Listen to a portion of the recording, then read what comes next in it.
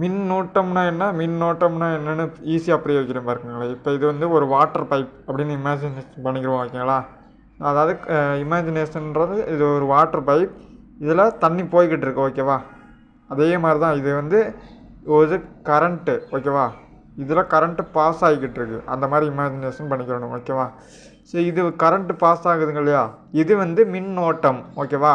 மின்னோட்டத்தின் எஸ்ஐ அலகு ஆம்பியர் ஓகேவா. இப்போ கணக்கில் அம்மீட்டரை வச்சு செக் பண்ணோம்னா ஆம்பியரில் பார்க்கலாம் ஓகேவா. மின்னோட்டத்தை வந்து அம்மீட்டருன்ற கருவி மூலமாக நம்ம எவ்வளோ மின்னோட்டம் இருக்குது அப்படின்றத செக் பண்ணலாம்.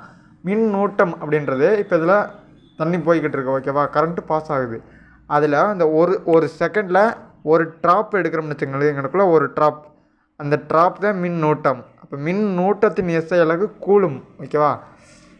அதாவது ஒரு ட்ராப்போட எஸ்ஐ அலகு வந்து கூலும், இந்த பல ட்ராப் இருந்தது ஆம்பியர்.